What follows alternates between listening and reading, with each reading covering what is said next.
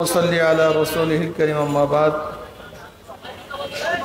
अऊज़ु बिल्लाहि मिनश शैतानिर रजीम बिस्मिल्लाहिर रहमानिर रहीम व तिलकल अय्यामु नुदाविलुहा बैनान नास। भाई বসেন তো, বসেন সবাই। ছাতা সমস্যা কি? আপনার ছাতা। ইসলামী আন্দোলন বাংলাদেশ গন্ডারি ও সূত্রবোধ থানা শাখা কর্তৃক আয়োজিত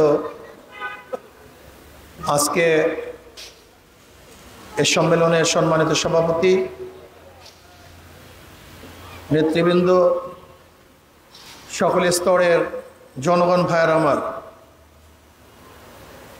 প্রচণ্ড বৃষ্টি চলতেছে, বন্যা চলতেছে, এর মধ্যেও আপনারা এসছেন। আশা করা যায় আপনাদের দ্বারাই কাজ হবে। আসলে ত্যাগী ছাড়া দুনিয়ায় কিছুই হয় না, ভুগীদের দ্বারা দুনিয়ার কিছুই হয় না। এই দুনিয়া এখনো টিকে আছে ত্যাগীদের মাধ্যমে। এই যে গত 5ই আগস্ট কেন স্বাধীন হলাম, কিছু ব্যক্তির ত্যাগের কারণে আজকে আমরা স্বাধীন হয়েছি। যদি ওরা ত্যাগ না করত তাহলে আজকেও আমরা বন্দিশালা আবদ্ধ থাকতাম। এর জন্য ত্যাগী মানুষের দাম সবচেয়ে বেশি। বৃষ্টির মধ্যেও জনসভা বন্ধ হয় নাই কেন, করি নাই কেন? দেখেন, স্বর্ণ না পোড়ালে জিওর হয় না, গলার মালা হয় না, এবার লোহাকে যদি না পোড়ান সে ধারালো হয় না। ঠিক কর্মীদের মধ্যে সাধনা কষ্ট না হলেও সে যোগ্য কর্মী হয় না। এর জন্য যোগ্য কর্মীদেরকে কষ্ট করতে হবে, ত্যাগ করতে হবে, এটা জরুরি। আমরা ত্যাগ করতেছি কেন? যে যেখানে আছেন কথাগুলি শোনার চেষ্টা করবেন। আমরা তো বারবার ত্যাগ করেছি, বারবার রক্ত দিয়েছি। 71-এর পরেও আমরা কতবার রক্ত দিয়েছি? এতবার রক্ত দিয়েছি, এত সরকার পরিবর্তন করেছি। আমরা আওয়ামী লীগের সরকার পরিবর্তন করে বিএনপি সরকার এনেছি, বিএনপি সরকার পরিবর্তনে জাতীয় পার্টি সরকার দেখেছি, জাতীয় পার্টি সরকার পরিবর্তনে বিএনপি সরকার আবারও দেখেছি, বিএনপি সরকারের পর আবারও আমরা আওয়ামী লীগের সরকার দেখেছি, আবার আওয়ামী লীগ সরকার চলে যাওয়ার পরে আবারও বিএনপি সরকার দেখেছি, আবারও বিএনপি সরকার চলে যাওয়ার পরে এই 16 বছর পর্যন্ত আওয়ামী লীগের নির্যাতনের মধ্যেই তো ছিলাম। কিন্তু মানুষ তো প্রতি বছর আন্দোলন করে, সংগ্রাম করে। আমি দেখছি 20 বছর 30 বছর আগে যেই কৃষক যেই অবস্থায়, আজও একই অবস্থায়। যেই ঠেলাওয়ালা 30 বছর আগে ঠেলা গাড়ি ঠেলতেন, আজও একই অবস্থায়। যেই রিক্সাওয়ালা 30 বছর আগে যেই অবস্থায় ছিল, আজও একই অবস্থায়। লেকিন যাদেরকে আমরা ভোট দিয়ে ক্ষমতায় নিয়েছি তারা একই অবস্থায় নাই। তার আঙ্গুল ফুলে কলা গাছ হয়েছে, কলা গাছ না, আঙ্গুল ফুলে বট গাছ হয়েছে। শুধু বট গাছই না, আপনি চিন্তাও করতে পারবেন না, শেখ হাসিনা সরকারের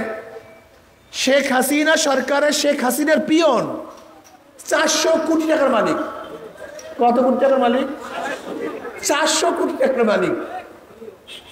শেখ হাসিনা নিজেই বলেছেন, আমার পিয়ন তো হেলিকপ্টারে ঘুরে। ফরিদপুরের ছাত্রলীগের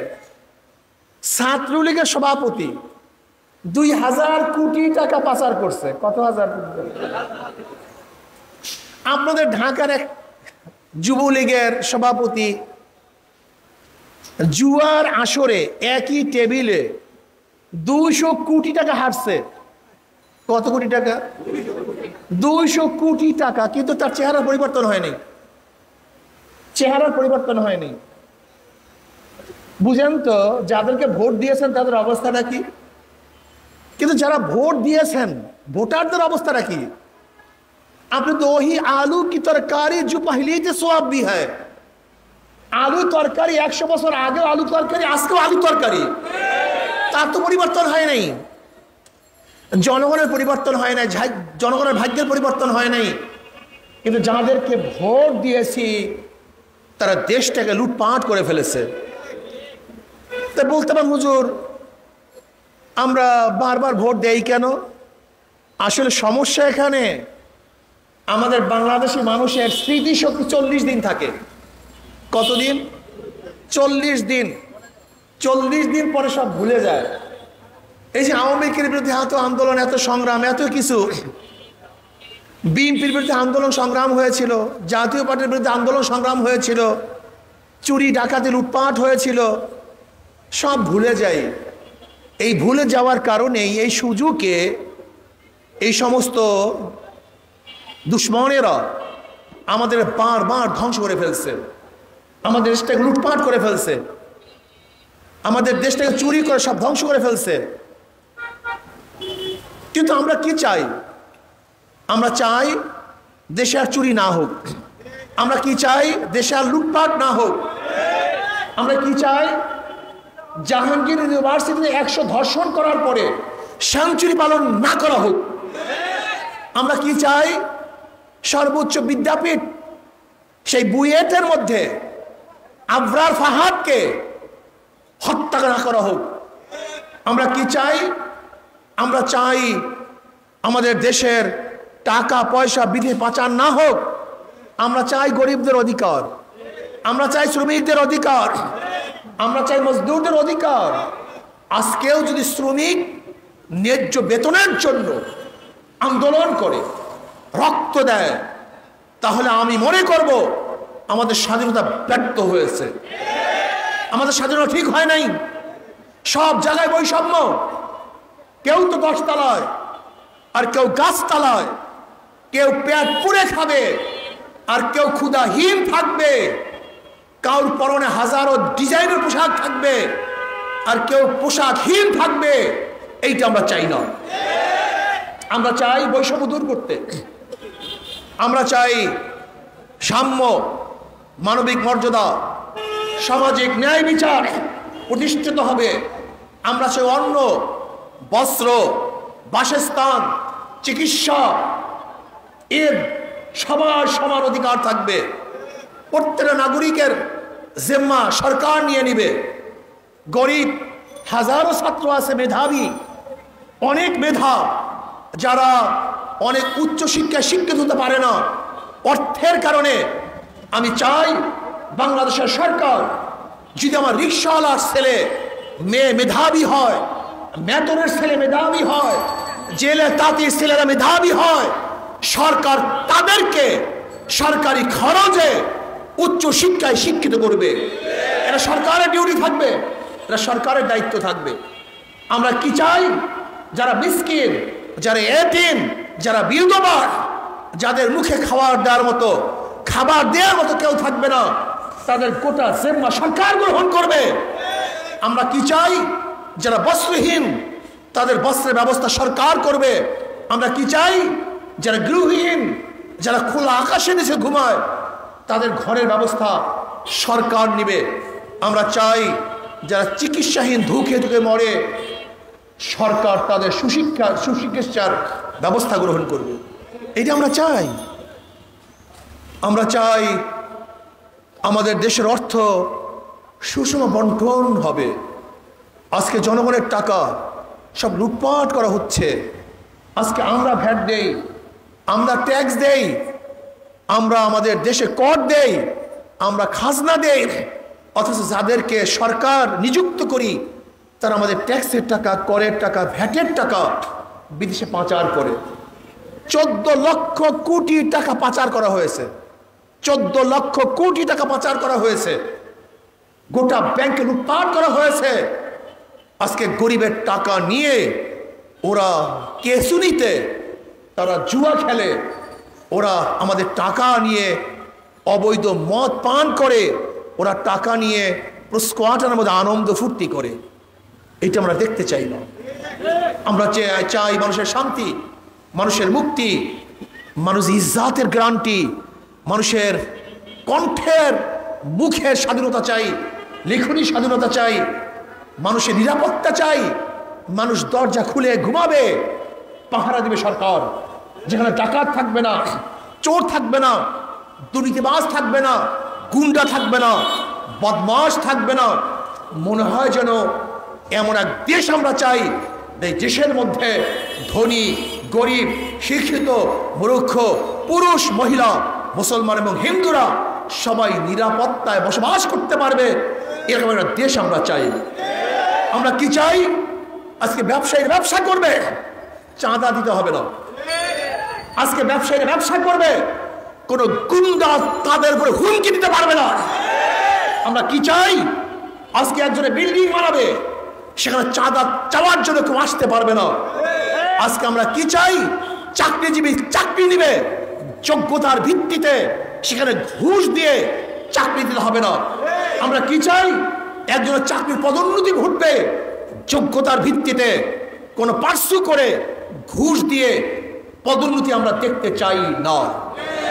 আমরা কি চাই? এমন এক বিচারালয় চাই যেখানে বিচার হবে ইনসাফের ভিত্তিতে, কারোর হুকুমের, কারোর ইশারায় বিচার হবে না। অথচ আমরা কি দেখেছি? বিগত সরকারগুলি পুরা বিচারালয়গুলি তাদের এক দলীয় অফিস বানিয়েছে, উপর থেকে যেইভাবে নির্দেশ আসছে ঠিক বিচারকরা সেইভাবেই বিচার কার্য সম্পূর্ণ করছে। এইটা আমরা দেখতে চাই না।